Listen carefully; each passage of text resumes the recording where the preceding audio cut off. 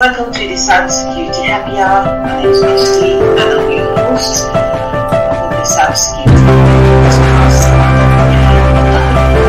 Podcast. Today's podcast is 4 lessons learned from Squid Game that applies to cybersecurity.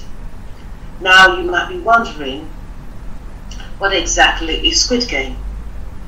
Now Squid Game is a Netflix series, Korean based, and it features 456 contestants or competitors, and they play a series of games in order to get to the next level and finally win a prize of over £28 million. Now you might be wondering, what exactly do they do? Well, as I said, they'll go to at least 10 games. Once they complete these 10 games or even challenges that could cost them their life, then they would win this prize. So what exactly do all these contestants have in common?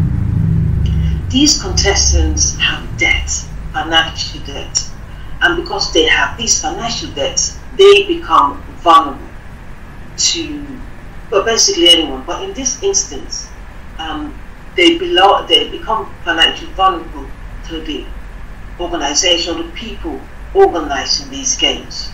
So let's kind of start from the beginning. What is the lesson? Start with lesson 1. Vulnerability. So these contestants are vulnerable. For example, they have debts. So it goes ahead, not just a little amount. They have a huge amount of debt. One of the contestants remortgaged their mother's store and their house as well. Okay, most of these were gamblers, so they gambled they got into deep trouble, and these organizers took advantage of this vulnerability.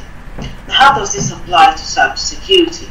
Well, if your web applications are vulnerable, or your websites are vulnerable, or even your networks are vulnerable, then you have a weakness. So that is a correlation within Squid Games and your infrastructure. So cyber criminals can take advantage of these weaknesses. Now, what can you do? So you will need to identify what these weaknesses are ahead and try your best to eliminate or reduce the risk to an acceptable level. Because if you don't, then you are going to get cyber criminals taking advantage of these weaknesses. There is no doubt about this. So what do you need to do? So you need to find out if your ports are open. You need to find out what your code, using your web application code, your servers are secure. Your login is not vulnerable to SQL injection, and then make sure you patch all these vulnerabilities. Lesson 2, teamwork. When these contestants decided to work as a team, they became big strong. How? So they exchanged ideas and were able to find a way to win. So how does this apply to cybersecurity?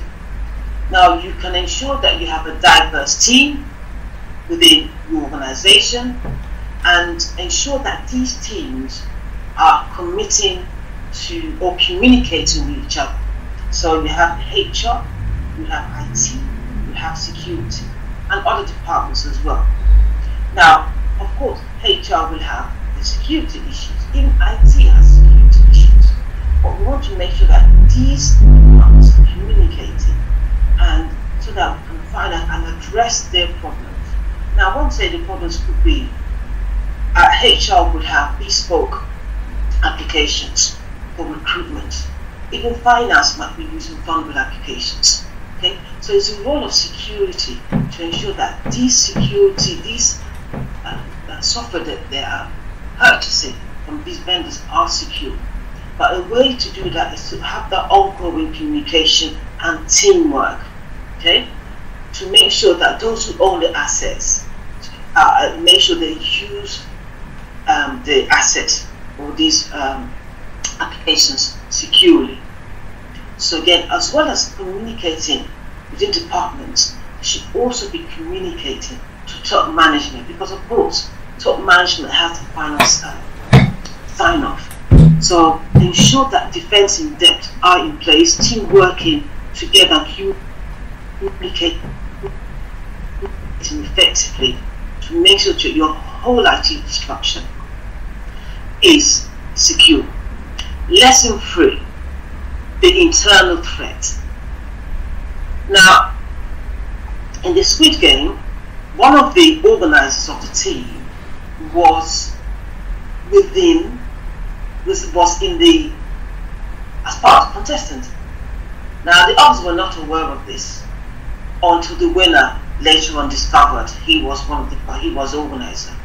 But here we're looking at the correlation between that game and cybersecurity. Now, we are always concerned about the external threat. What about the insider threat? Sometimes the insider is there already, that threat, and that threat could be in the form of a disgruntled employee. Now, this employee should remember that they're familiar with the infrastructure and the rules of the site. Okay, not just your site, your website, or whatever they are working with. They will have they are authenticated already and have authorization. So compared to the external hacker or cyber criminal, they have to do their homework. But the insider is familiar with the policies and the procedures of organization. So they have that knowledge already. Okay? So if they become malicious for whatever reasons could be maybe sometimes they were part of a promotion, okay, they were promised a pay rise, or they were probably demoted due to, let's say, the pandemic, or the salary was reduced. There are many triggers there. So if they become disgruntled, some of the first thing they do is to attack the company. So again, make sure that you do not have insider threat by continuously monitoring what is leaving your network. Okay, make sure that any packets leaving your network is authorized. Okay, have that check on an ongoing basis. So anything that's unusual will be highlighted and flagged. Lesson 4. So be prepared for unknown threats. Okay, so in the Squid Game, again, this Squid Game was designed for kids, because kids used to play this in Korea when they were younger. Okay, so and these contestants, once they finish a level, they don't really know what's happening next. They finish a level, they rest, and then they called out for the next challenge. Okay, and then each challenge was different from the previous one, so they couldn't learn from the last one and gain insight into the other. They were totally different. So how does this correlate with the cybersecurity? We have to be prepared for unknown threats. We shouldn't really become comfortable on what we know already. Yes, we know that, okay, there's CVEs, there's attacks in the wild, that's fine, but we must be prepared for zero-day attacks as well, and make sure that our infrastructure in place are there to protect against unknown threats. Okay, so make sure that your security teams are not only looking for existing threats, but looking for any unusual behavior within your infrastructure. Okay, and then you can mitigate against and be prepared for this. So use a more proactive approach rather than a reactive approach. Well, thank you once again for listening, and I hope that you enjoyed these 4 lessons. If you have any comments, please, and I look forward to hearing from you. Thank you very much once again for listening, and goodbye.